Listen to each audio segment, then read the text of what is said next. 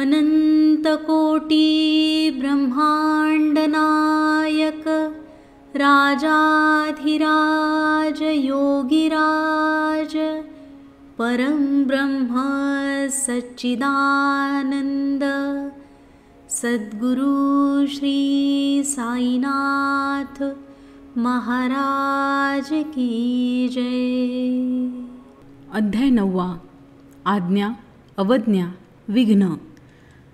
भैक्षवृत्ते पंचसुनादी पातक क्षालन तथा भक्त तरखड कथा निरूपण. बाबांच्या आज्ञेच्या अवहेलनेमुळे येणारी विघ्ने. बाबांनी भिक्षा मागून लोकांच्या पंचसुनादी पातकांचा नाश करणे आणि भक्त तरखडांच्या कथांचे वर्णन. श्री गणेशाला नमस्कार असो, श्री सरस्वती देवीला नमस्कार असो, श्री गुरु महाराजांना नमस्कार असो, श्री कुलदेवतेला नमस्कार असो, श्री सीता व श्री रामचंद्र यांना नमस्कार असो, श्री सद्गुरू साईनाथांना नमस्कार असो.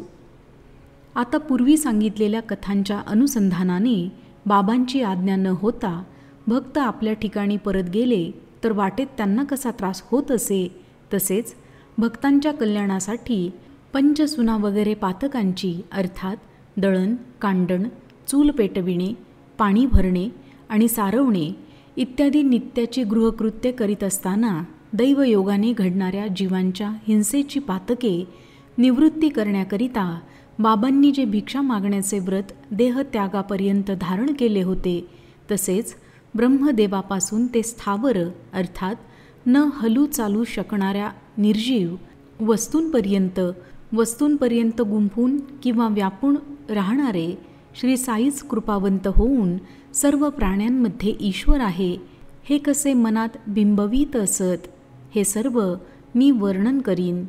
सर्व श्रोत्यांना माझ्या निरूपणाकडे लक्ष देण्याची विनंती मी करतो.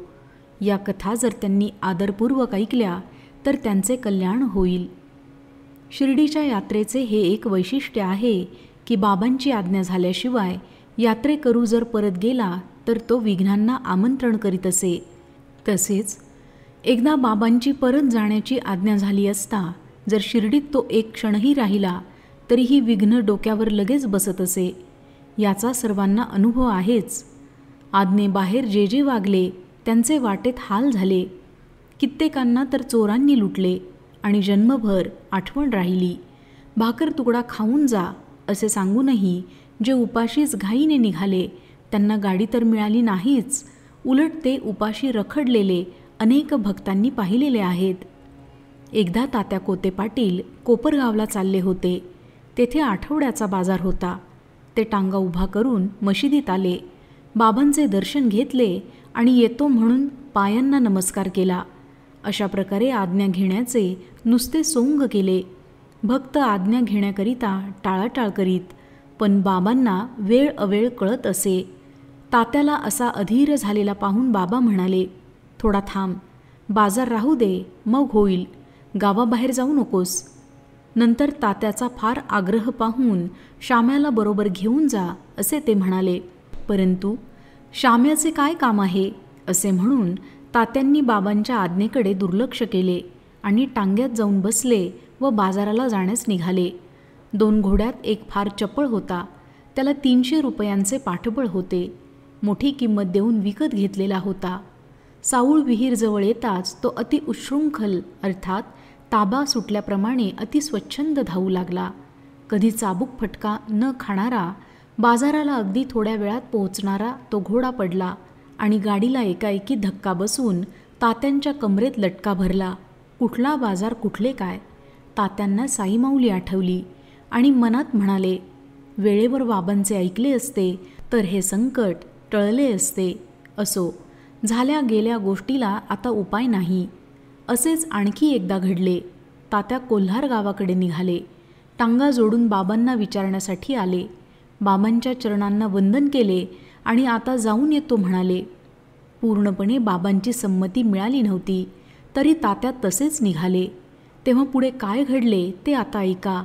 आधीच तो टांगा जोराने धावणारा अनावर होऊन बेफाम भरधाव पळाला. वाटेतले खाचखळगे मुळीच पाहत नव्हता. जीवावरचा प्रसंग ओढावला होता, परंतु साई कृपेने टळला. टांगा बाभळीच्या झाडावर आदळला. बरे झाले तेथेच मोडला आणि पुढचा धोका टळला. असाच एक मुंबईचा मोठा इंग्रज गृहस्थ मनात काही हेतू धरून साईबाबांच्या दर्शनाला शिर्डीत आला. चांदोरकरांच्या वशिल्याने माधवरावांना त्याने पत्र टाकविले होते. शिर्डीत आल्यावर त्याने एक तंबू मागून घेतला आणि त्याची राहण्याची सोय सुखाची झाली. बाबांच्या इच्छेविरुद्ध कोणी म्हणेल की मी मशिदीत वर चढून जाईन किंवा दर्शन घेऊन मन मानेल तेव्हा परत जाईन, हे अशक्य असल्याचे सगळीकडे प्रसिद्धच होते. त्या गृहस्थाने मशिदीत वर चढण्यासाठी 3 वेळा प्रयत्न केला, पण तो वाया गेला. तो पाहुणा मनात निराश झाला. त्याच्या मनात इच्छा होती की आपण मशिदीत वर जाऊन गुडघे टेकून बाबांना वंदन करावे आणि त्यांच्या हाताचे चुंबन घेऊन जवळ बसावे, परंतु बाबा त्याला आपल्यापाशी मशिदीत बसायला येऊ देत नव्हते. त्यांनी खालीच सभामंडपात असावे, वाटेल तर तेथेच बसावे, तेथूनच दर्शन घ्यावे, परंतु वर त्याने येऊ नये. असो, पुढे तो जायला निघाला आणि अंगणात निरोप घ्यायला आला. तेव्हा बाबा त्याला म्हणाले, जाशील उद्या, इतकी घाई कशासाठी? लोकांनी त्याला खूप सांगितले, नाना प्रकारांनी विनविले, परवानगी नसता जे गेले ते फार पश्चात्ताप पावले असेही सांगितले. होणाऱ्या पुढे काही चालत नाही. त्याच्या मनाला ते पटले नाही आणि तो परवानगीशिवाय निघाला आणि रस्त्यातच त्याचे हाल झाले. टांगा आधी नीट चालला, पण पुढे घोड्यांनी वाट सोडली. साऊळ विहीर मात्र ओलांडली. तो पुढे बायसिकल आली. टांगा एकाएकी चमकला. गृहस्थ टांग्यात मागे बसला होता. त्याचा तोल जाऊन तो एकीकडे झुकला आणि मागे रस्त्यावर पालथा पडला. गृहस्थ घसरत घसरत गेला.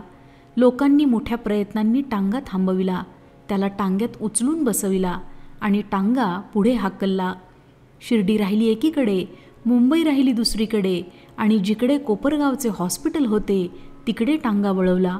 असो, तो गृहस्थ पश्चात्तापाने दुःखित होऊन आज्ञाभंगाच्या प्रायश्चित्ताचे भोग भोगीत काही दिवस पडला होता. असो, लोकांना असंख्य अनुभव आले. ते मनात सहज शंकू लागले आणि बाबांची आज्ञा पाळून मोकळे होऊ लागले. आज्ञा न पाळण्याची कोणाला हिंमत झाली नाही. कोणाच्या गाडीचे चाक निसटले, कोणाचे घोडे थकले आणि गाड्या चुकून उपाशी राहिले, तर कित्येक चुरमुरे फाकीत बसले. तीच ज्यांनी आदरपूर्वक आज्ञा मानली त्यांनी भलत्या वेळीसुद्धा गाडी गाठली आणि मुसाफिरीही सुखाची होऊन जन्मभर आठवण राहिली. कोणाच्या मनात शंका येईल की वर्षानुवर्षे भिक्षा मागण्याची बाबांना का बरे आवड होती, तर त्या शंकेचे निरसन आता ऐका. बाबांची वागणूक व राहणी पाहिली तर त्यांना भिक्षाच मागणे योग्य होते. तसे करून लोकांना गृहस्थाश्रमाचे कर्तव्य पाळण्याचा आनंद देऊन त्यांचे हित ते साधत असत. काया वाचा चित्त व वित्त हे सर्व साईचरणी समर्पित करणारा एकनिष्ठ भक्त साईबाबांना फार आवडत असतो. गृहस्थाश्रमीच्या घरात जे जे अन्न शिजविले जाते त्या अन्नाची घरातील मुख्य पुरुषाने संन्यासी व ब्रह्मचारी यांच्या प्रित्यर्थ आधी अग्नीत आहुती द्यायची असते, अथवा प्रत्यक्ष हजर असल्यास त्यांना आदराने खाऊ घालायचे असते. त्यांना आधी आहुती न देता जर गृहस्थाने भोजन केले तर त्याला कायिक, वाचिक व मानसिक शुद्धीसाठी चांद्रायण व्रत अर्थात रोजच्या खाण्याच्या अन्नाचे घास चंद्राच्या वृद्धिक्षयाप्रमाणे जास्त कमी ठरविले जातात असे एक प्रायश्चित्त घेण्याचे व्रत करावे लागते असा शास्त्राचा नियम आहे. संन्यासी व ब्रह्मचारी यांना अन्न शिजविण्याची किंवा स्वयंपाक करण्याची मनाई आहे. ते जर तसे करू लागले तर त्यांच्या माथीसुद्धा चांद्रायण व्रत निश्चितपणे येऊन पडते. म्हणून त्यांचे पोट भरण्याची व्यवस्था शास्त्राने गृहस्थाश्रमी लोकांवर सोपविली आहे. संन्यासी कधीही कामधंदा करीत नसतात. बाबा तर गृहस्थाश्रमीही नव्हते व वानप्रस्थाश्रमी देखील नव्हते. ते केवळ बालपणापासून सर्वस्वाचा त्याग केलेले ब्रह्मचारी होते. म्हणून भिक्षा मागणे त्यांना अगदी योग्य होते. अखिल विश्व माझे घर आहे, मीच वासुदेव व विश्वंभर आहे, मीच अविनाशी परब्रह्म आहे, असे ज्याला ज्ञान झाले आहे व मनाचा पक्का निश्चय झाला आहे, त्याला विश्व हेच आपले कुटुंब समजणाऱ्या भिक्षेच्या अन्नाचा पूर्ण अधिकार असतो. नाहीतर इतरांचे कुचेष्टेचे प्रकार चव्हाट्यावर पहावे. आधी माणसाने पुत्रेषणा अर्थात मुले बाळे होऊन संसार थाटण्याची इच्छा सोडावी. नंतर वित्तेषणा अर्थात पैसे कमाविण्याचा मोह व लोकेषणा अर्थात जगात मानपान मिळवण्याची आकांक्षा सोडाव्यात. ज्याने या तिन्ही आशा आकांक्षा निश्चितपणे सोडल्या असतील त्यानेच भिक्षान्न खाण्याचे मनात आणावे. नाहीतर भिक्षापात्र अवलंबणे जळो जिणे लाजिरवाणे हे तुकाराम महाराजांचे म्हणणे अर्थहीन व सारहीन होईल. साई समर्थ हे महान सिद्धपुरुष असल्याचे सर्व लहान मोठ्यांना माहीत होते, परंतु आम्हीच सदा सांसारिक आशा अपेक्षांनी जडलेलो असल्याने त्यांच्या पवित्र चरणी आसक्त होत नसतो. 5 प्रकारचे महायज्ञ अर्थात ब्रह्मयज्ञ म्हणजे वेदपुराणे यांचे पठण, देवयज्ञ म्हणजे स्वाहाकाराने देवांना आहुती देणे, पितृयज्ञ म्हणजे स्वधाकाराने पितरांना आहुती देणे, भूतयज्ञ म्हणजे भूतांना बलिदान व कृमी कीटक पशुपक्षी यांच्याकरिता घास काढून ठेवणे आणि मनुष्ययज्ञ म्हणजे अतिथींना भोजन देणे. केल्याशिवायचे गृहस्थाश्रमी माणसाचे जे निंद्य अर्थात शास्त्राने निषिद्ध ठरविलेले जेवण ते शिर्डीत रोज साईबाबा स्वतः पवित्र करवून घेत असत. ते दररोज 5 घरी भिक्षेत जाऊन त्यांना अतिथी यज्ञाची आठवण करून देत असत. अशा प्रकारे हे भाग्यवान गृहस्थ घरी बसूनच हा लाभ घेत असत. हे 5 महायज्ञ करून राहिलेले अन्न जे खातात त्यांच्या पंचसुना नावाने प्रसिद्ध असलेल्या अर्थात अजाणतेपणी घडणाऱ्या समजण्यास कठीण पापांचा नाश होतो.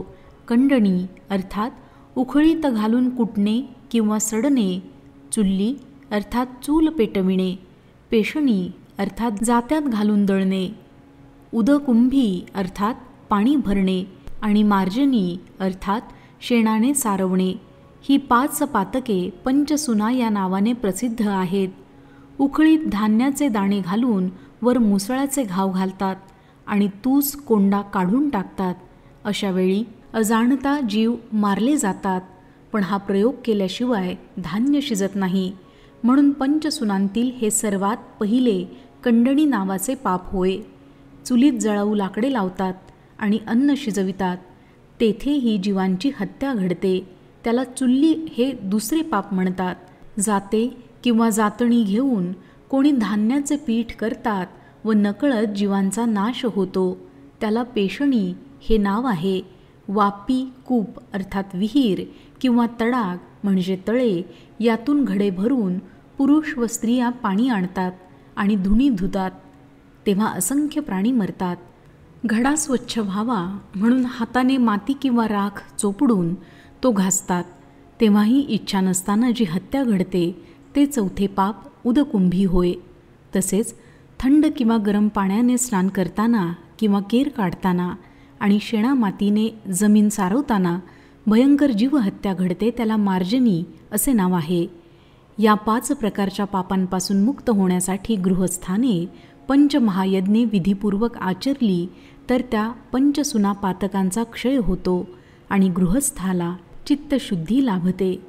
चित्तशुद्धीच्याच प्रभावाने पवित्र व शुद्ध ज्ञानाची प्राप्ती होते आणि ज्ञानानंतर त्या भाग्यवान गृहस्थाला फलदायक असा कायमचा मोक्ष प्राप्त होतो. असो, या साईंच्या भिक्षा मागण्याच्या व्रताबद्दल लिहिता लिहिता ग्रंथ वाढत गेला. आता एक खरी घडलेली गोष्ट ऐका, मग हा अध्याय मी समाप्त करीन. मनात मात्र प्रेम असले पाहिजे.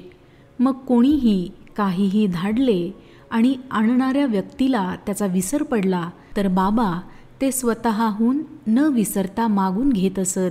भाजी भाकरी असो की पेढा असो, भक्तिभाव गाढ असला पाहिजे. असा न डगमगणारा भक्त भेटला की साईबाबांना प्रेमाचा पूर येत असे. ही एका प्रेमळ भक्ताची कथा आहे. ती ऐकून श्रोत्यांना आनंद होईल. कोणीही हाती घेतलेल्या कामात चूक केली तर बाबा त्याला नीट मार्गाला लावित असत. ही बाबांची गोड शिक्षण पद्धती भक्तांना योग्य वेळी जागे करीत असे. याचा ज्यांना अनुभव येतो त्यांचे भाग्य धन्य होय. त्यांना वर्णन न करता येण्यासारखा आनंद प्राप्त होत असे. रामचंद्र नावाचे एक गृहस्थ, ज्यांच्या वडिलांचे नाव आत्माराम होते व ज्यांचे साई हेच विश्रांतीचे स्थान होते, परंतु ज्यांना बाबासाहेब तरखड याच नावाने नेहमी हाक मारली जात होती, त्यांच्याकरिताच ही पोथी आपण पुढे चालवूया. याशिवाय दुसरे पोथी चालवायला आपल्याला कारण नाही. साई प्रेम उसळून येऊन तरखडांचे हृदय काठोकाठ भरून गेले म्हणजे ते आपले अनुभव सांगू लागत आणि ते ऐकायला फार आनंद वाटत असे. काय त्यांच्या भक्तीची थोरवी. पदोपदी घडलेल्या साईबाबांच्या एकामागून एक ताज्या अनुभवांचे सुंदर हावभाव करून ते वर्णन करीत असत. बाबासाहेबांची भक्ती अजोड होती. त्यांच्या घरी चंदनाच्या छानदार भव्य देव्हाऱ्यात 3 वेळा पूजा करण्यासाठी श्री साईबाबांचे कागदावर रेखाटलेले चित्र होते. तरखड मोठे भाग्यवान होते. त्यांच्या पोटी मुलगाही भक्ती करणारा लाभला होता. साईबाबांना नैवेद्य दाखविल्याशिवाय तो अन्नाचा घास तोंडात घालीत नसे. पहाटे स्नान करून बाबांच्या छबीचे काया वाचा मनाने नित्यपूजन करून तो भक्तिपूर्वक नैवेद्य दाखवित असे. असा हा त्याचा नित्यक्रम कंटाळा न करता सतत चालला असता त्याचे परिश्रम सफल होऊन त्याला एक अजोड अनुभव आला. त्याची आई देखील साईंची परमभक्त होती. ती शिर्डीला जाण्यासाठी उत्सुक होती. तिला वाटत होते की आपण शिर्डीला जावे, समर्थ साईंचे दर्शन घ्यावे आणि तेथेच काही दिवस राहून बाबांच्या चरणांची प्रत्यक्ष सेवा करावी. वडिलांची इच्छा होती की मुलानेही तिच्याबरोबर जावे, परंतु मुलाचे जाण्यासाठी मन नव्हते. माझ्या मागे घरात नियमितपणे पूजा कोण करील ही त्याला चिंता होती. वडील प्रार्थना समाजिष्ट अर्थात देवांच्या मूर्तीची पूजा अर्चा करून भक्ती करण्यात विश्वास नसलेल्या मंडळाचे सदस्य होते. त्यांना मूर्तीपूजेचे कष्ट देणे कसे इष्ट होईल असे त्याला कोडे पडले. तरी पण आपण शिर्डीला जावे असे वडिलांचे उत्सुक मन पाहून त्या मुलाने प्रेमपूर्वक वडिलांना काय विनंती केली ती ऐका. साईबाबांना नैवेद्य दाखविल्याशिवाय घरात कोणीही अन्न खाणार नाही हे मान्य केल्याशिवाय माझे शिर्डीला जाणे निश्चितपणे शक्य नाही.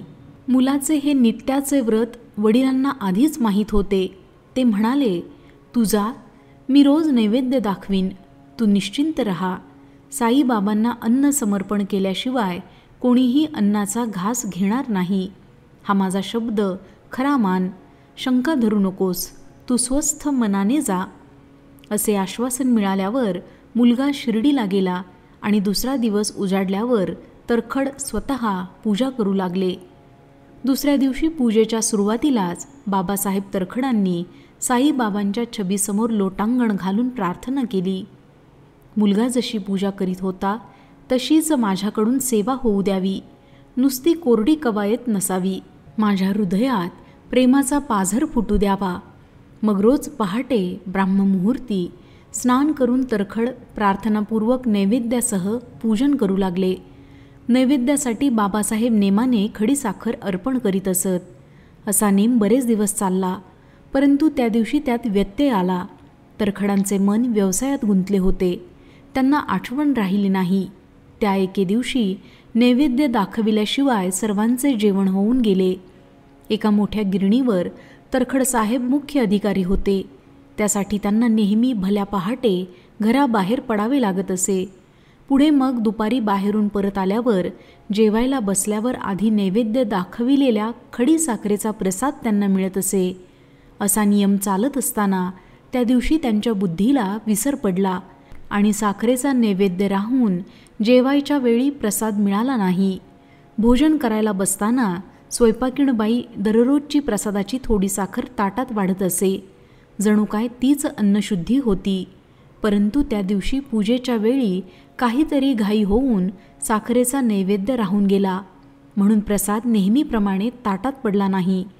त्यावेळी तरखड ताटावरून उठले आणि पश्चात्तापयुक्त होऊन साईबाबांच्या छबीपुढे नमस्कार करून अश्रुपूर्ण डोळ्यांनी म्हणाले, बाबा, ही काय माया दाखवली? मला कसा विसर पाडला? माझ्याकडून शेवटी कवायतच घडवली. आता कृपा करून अगोदर मला क्षमा करा. ही नुसती भूल नव्हे, तर हे मोठे पाप आहे. मला मोठा पश्चात्ताप झाला आहे. मी चुकलो, मी निर्लज्ज आहे महाराज. आता माझ्यावर कृपा करावी. असे म्हणून तरखडांनी छबीपुढे लोटांगण घातले. त्यांचे अंतःकरण खेदपूर्वक गहिवरून ते पुन्हा म्हणाले, हे दयेच्या सागरा साई महाराजा, माझ्यावर दया करा. असे बोलून व अति लाचार होऊन तरखडांनी मुलाला पत्र धाडले की माझ्या हातून मोठी चूक झाली आहे, म्हणून मला क्षमा करा अशी साईबाबांना प्रार्थना करावी. या अनन्यपणे शरण आलेल्यावर दया करा असे म्हणून त्यांच्यापाशी करुणेची भीक मागावी आणि या दीनदासाकरिता अभयहस्त व अभयवचन मागावे. वांद्रेगावी हा प्रकार व शिर्डी 100 कोस दूर, तरी त्याच वेळी तेथे खबर पोहोचली. तेथे बाबांच्या तोंडातून काय शब्द निघाले ते ऐका आणि देश काळ यांच्या अडथळ्याशिवायचे भूत भविष्य व वर्तमान या तिन्ही काळांचे ज्ञान साई महाराजांना होते याचे प्रत्यक्ष प्रमाण पहा. इकडे मुलगा शिर्डीत असताना त्याच दिवशी साईबाबांना वंदन करून जाता त्याच्या वेळी जी गोष्ट घडली ती श्रोत्यांनी सावधानपूर्वक ऐकावी. मुलगा मोठ्या आनंदाने साईबाबांच्या चरणांना नमस्कार करीत असताना ते आईला उद्देशून जे म्हणाले ते ऐकून फार आश्चर्यचकित झाला. काय करावे आई? रोजच्या प्रमाणे मी आज वांद्र्याला गेलो, पण खायला किंवा प्यायला पेज अर्थात कांजी कण्या शिजवून पातळ पिण्यायोग्य केलेले पेय नव्हती. मला उपाशी परत यावे लागले. स्नेहसंबंध कसा होता पहा. दारी जरी बंद होते तरी मी मनसोक्त आत शिरलो. मला कोण अडवू शकेल? घरी मालक मिळाला नाही. माझ्या पोटातली आतडी फार कळवळली. भर दुपारी अन्नाशिवाय तसाच मी माघारी परतलो. बाबांचे असे शब्द जेव्हा ऐकले तेव्हा मुलाने ताबडतोब ओळखले की आपले वडील बहुतेक विसरले आणि नैवेद्य दाखविण्यास चुकले. मग मुलगा बाबांना विनंती करू लागला की मला घरी परत जाऊ द्या, परंतु बाबांनी त्याला जाऊ दिले नाही आणि तेथेच त्याच्याकडून पूजा त्यांनी करवून घेतली. त्याच दिवशी मुलाने शिर्डीहून सविस्तर पत्र लिहून धाडले. ते वाचून पाहता वडिलांचे मन विरघळून गेले. वांद्र्याचे पत्रही शिर्डीला पोहोचले आणि मुलाला आश्चर्य वाटले. त्याच्याही डोळ्यात अश्रूंची दाटी होऊन ते बाहेर वाहायला लागले. पहा कसा हा साईंचा खेळ. प्रेमाने हृदय उचंबळून नाही का येणार? असा कोण निर्दयी माणूस असेल की ज्याचे अंतःकरण हे ऐकून कळवळणार नाही? याच मुलाची प्रेमळ आई एकदा शिर्डीत असताना साईबाबांनी तिच्यावर कसा अनुग्रह केला ते नवल आता ऐका. तेथे भोजनगृहात ताटे वाढून जेवणाची तयारी झाली असताना दुपारी दारात एक भुकेला कुत्रा येऊन उभा राहिला. त्या बाईने ताटात जी भाकर होती त्यातील चतकोर भाकर त्याला खायला घातली. तेवढ्यात चिखलात माखलेला व भुकेने पिडलेला एक डुक्करही तेथे येऊन पोहोचला. ही गोष्ट स्वाभाविकपणे सहज घडली. ती बाईच्या ध्यानी मनीही आली नाही, परंतु दुपारी साईबाबांनी ती आपणहून काढली. दुपारी भोजन झाल्यावर नेहमीप्रमाणे बाई दूर मशिदीत येऊन बसल्यावर बाबा तिला कौतुकाने म्हणाले, आई, आज तू मला जेवू घातलेस, त्यामुळे अगदी गळ्यापर्यंत पोट भरले. हे प्राण भुकेने व्याकुळ झाले होते. अगं, तू ते तृप्त केलेस. असेच नेहमी करीत जावे, हेच खरे कामास येईल. मशिदीत बसून मी खोटे बोलेन असे अगदी खरोखर कधीच घडणार नाही. अशीच माझी दया जाणावी. भुकेल्याला भाकर आधी द्यावी, आपल्या पोटी नंतर खावी. मनात हे नीट लक्षात ठेवावे. साई समर्थ हे काय बोलले याचा अर्थ बाईला नीट कळेना. ती मनात म्हणाली, या म्हणण्याचे तात्पर्य काय बरे असावे?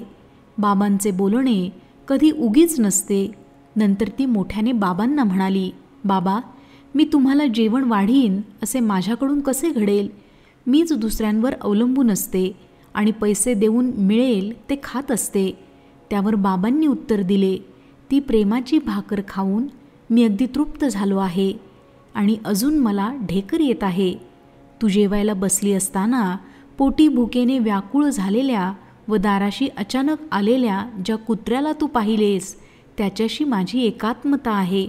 तसेच चिखलाने सर्व अंग माखलेला भुकेने व्याकुळ झालेला डुक्करही जो तू पाहिलास त्याच्याशी देखील माझी एकात्मता आहे. बाबांनी म्हटलेले हे शब्द ऐकून बाईला मनात आश्चर्य वाटले आणि ती मनात विचार करू लागली, ही कुत्री डुकरे मांजरी वगैरे फिरतात ती सगळी बाबाच की काय?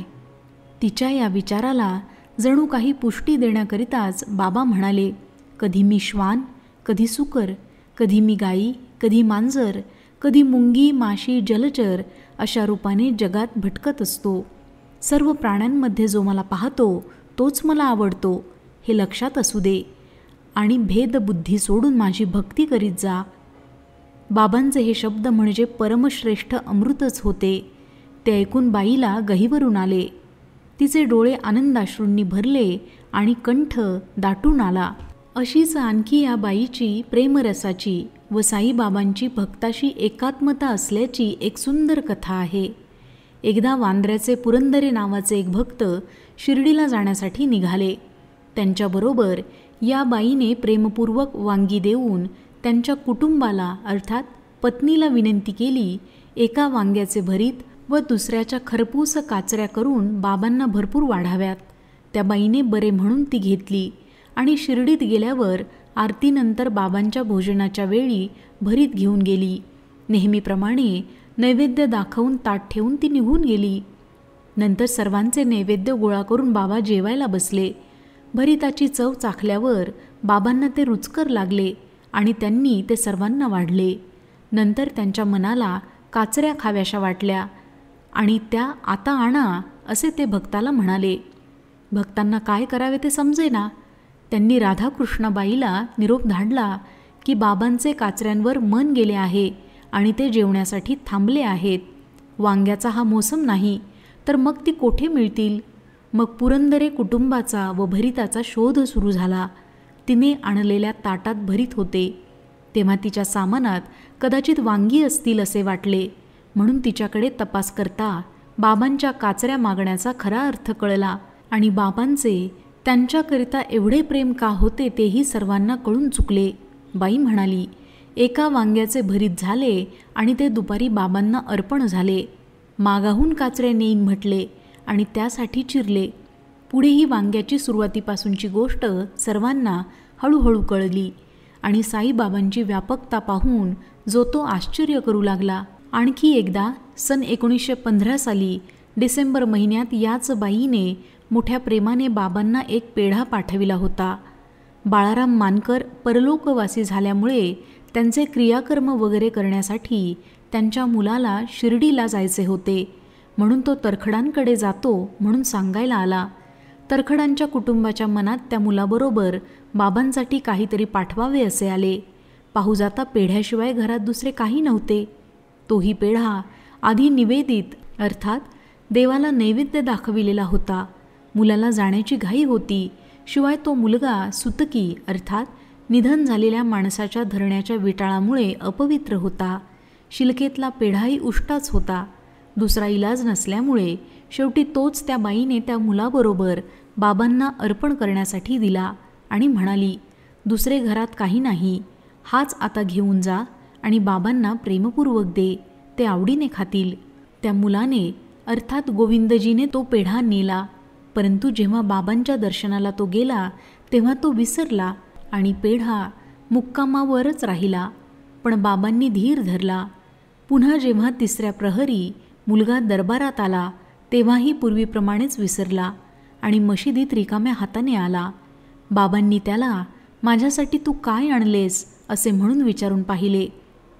त्यावर जेव्हा तो काही नाही असे म्हणाला तेव्हा बाबांनी त्याला थोडीशी आठवण करून दिली. तुझ्याबरोबर कोणी काही वस्तू माझ्यासाठी दिली नाही का? तरी मुलगा नाही म्हणाला. मग मात्र साई समर्थांनी त्याला स्पष्टच प्रश्न केला, अरे घरातून निघते वेळी तुझ्याजवळ आईने प्रेमपूर्वक खाऊ नव्हता का दिला? तेव्हा मात्र त्याला आठवण झाली आणि असा कसा मी विसरलो म्हणून फार लाजला. खाली मान घालून बाबांची क्षमा मागून चरण वंदून धावत धावत मुक्कामावर गेला आणि पेढा आणून बाबांना दिला. हाती पडताच बाबांनी तो तोंडात टाकला आणि आईच्या भक्तीचे समाधान केले. असा हा महानुभाव जशी ज्याच्या मनात भावना असेल तसा त्याला अनुभव देऊन भक्ताचा गौरव वाढवितो. हरी निज भक्तांचा केला, भोळ्या भोळियांचा भुकेला, प्रेमा लागी समूळ विकला, सदा हटेला दांभिका. पत्रम पुष्पम फलम तोयम, यो मे भक्त्यां प्रयश्चती, तदहम भक्त्युपहृतमश्रामी प्रयतात्मनः. अर्थात जो कोणी मला पान, फूल, फळ किंवा पाणी देखील भक्तीने अर्पण करतो, त्या शुद्ध चित्त मनुष्याच्या भेटीचा मी मोठ्या प्रेमाने स्वीकार करतो. या कथांचे आणखी एक रहस्य की प्रत्येक प्राणीमात्रात सदा ईश्वर पाहावा. हे सर्व शास्त्रांना मान्य आहे. हाच सिद्धांत येथे आहे. पहा, योमा पश्यन्ति सर्वत्र सर्वं च मयि पश्यति, तस्याहं न प्रणश्यति सच मे न प्रणश्यति. अर्थात जो मला सर्व ठिकाणी सर्व प्राणीमात्रात पाहतो आणि सर्व प्राणीमात्रांना माझ्या ठिकाणी पाहतो, त्याला मी नाहीसा होत नाही आणि मला तो नाहीसा होत नाही. सर्वभूतस्थितं यो मां भजतेकत्वमास्थितः, सर्वथा वर्तमानोऽपि स योगी मयि वर्तते. अर्थात जो योगी सर्व भूतांमध्ये म्हणजे प्राणीमात्रात असणाऱ्या मला अभेद बुद्धीने भजतो, तो कसाही वर्तत असला तरी तो माझ्या ठिकाणी राहतो. आता पुढील अध्यायात बाबांची राहणी, बाबा कोठे व कसे झोपत असत वगैरे कळून येईल. तरी श्रोत्यांनी लक्ष देऊन ऐकावे. हेमाड साईंच्या चरणी शरण आला आहे. श्रोत्यांनी सांगितलेल्या कथांचे आवडीने मनन व निदिध्यासन करावे, म्हणजे कल्याण होईल. सर्वांचे कल्याण असो. अशा प्रकारे संत व सज्जन यांनी प्रेरणा केलेल्या, भक्त हेमाडपंत यांनी रचलेल्या श्री साई समर्थ यांच्या सत्यचरित्राचा आज्ञा अवज्ञा विघ्न भैक्षवृत्ते पंचसुनादी पातक क्षालन तथा भक्त तरखड कथा निरूपण नावाचा 9वा अध्याय समाप्त झाला. श्री सद्गुरू साईनाथांना अर्पण असो. सर्वत्र मंगल असो.